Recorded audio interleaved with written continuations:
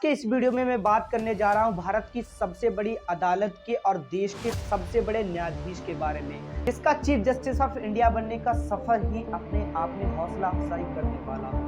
जी हाँ, मैं बात कर रहा हूं एक ऐसे दूसरे चीफ जस्टिस ऑफ इंडिया के बारे में जो दलित समाज से आते हों। जी हाँ, मैं बात कर रहा हूँ जस्टिस गवई के बारे में, जो हाल ही में उनके साथ घटना हुई जिसके कारण वो न्यूज की सुर्खियों में भी उनका कार्यकाल पूरा होने के कारण वो जल्द ही अपने रिटायरमेंट का इन्होंने अपने छोटे से कार्यकाल में ऐसे ऐतिहासिक मामलों में फैसला सुनाया है जो 50 सालों से कोर्ट में पड़े हुए थे। वो उस बेंच के भी मेंबर रहे थे जिस बेंच ने यह फैसला किया था कि जम्मू कश्मीर की विशेष स्थिति को हटाना संवैधानिक रूप से वैध है। और इन्होंने सरकार के खिलाफ भी ऐसे बहुत सारे फैसले किए हैं जिनमें से सबसे ज्यादा प्रचलित था इलेक्टोरल बॉन्ड की स्कीम को लेकर। इन्होंने ये बताया था इलेक्टोरल बॉन्ड स्कीम एक अनकॉन्स्टिट्यूशनल है क्योंकि एक राइट टू इंफॉर्मेशन का वायलेशन करती है। इन्होंने भी बुलडोजर एक्शन पर भी रोक लगाई थी और कार्यपालिका से कह दिया था कि कार्यपालिका कभी भी जज नहीं बन सकती है और आरोपी को बिना प्रक्रिया के गिल्टी मानकर कार्रवाई नहीं कर सकती है।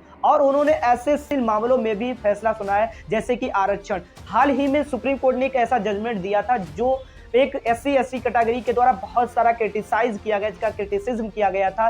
इस फैसले में इन्होंने बताया था कि SC/ST कैटेगरी के अंतर्गत भी सब क्लासिफिकेशन भी किया जा सकता है। तो अब हमारे जस्टिस BR गवई जो है अपने पद से इस्तीफा लेने वाले हैं और अब नए चीफ जस्टिस ऑफ इंडिया बनने वाले हैं।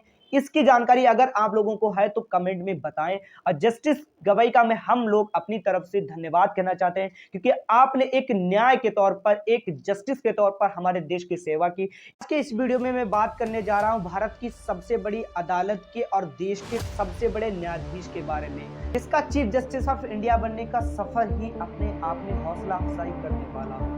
जी हाँ, मैं बात कर रहा हूँ एक ऐसे दूसरे चीफ जस्टिस ऑफ इंडिया के बारे में जो दलित समाज से आते हों। जी हाँ, मैं बात कर रहा हूँ जस्टिस गवई के बारे में, जो हाल ही में उनके साथ घटना हुई जिसके कारण वो न्यूज की सुर्खियों में भी उनका कार्यकाल पूरा होने के कारण वो जल्द ही अपने रिटायरमेंट का इन्होंने अपने छोटे से कार्यकाल में ऐसे ऐतिहासिक मामलों में फैसला सुनाया है जो 50 सालों से कोर्ट में पड़े हुए थे। वो उस बेंच के भी मेंबर रहे थे जिस बेंच ने यह फैसला किया था कि जम्मू कश्मीर की विशेष स्थिति को हटाना संवैधानिक रूप से वैध है। और इन्होंने सरकार के खिलाफ भी ऐसे बहुत सारे फैसले किए हैं जिनमें से सबसे ज्यादा प्रचलित था इलेक्टोरल बॉन्ड की स्कीम को लेकर। इन्होंने ये बताया था इलेक्टोरल बॉन्ड स्कीम एक अनकॉन्स्टिट्यूशनल है क्योंकि एक राइट टू इंफॉर्मेशन का वायलेशन करती है। इन्होंने भी बुलडोजर एक्शन पर भी रोक लगाई थी और कार्यपालिका से कह दिया था कि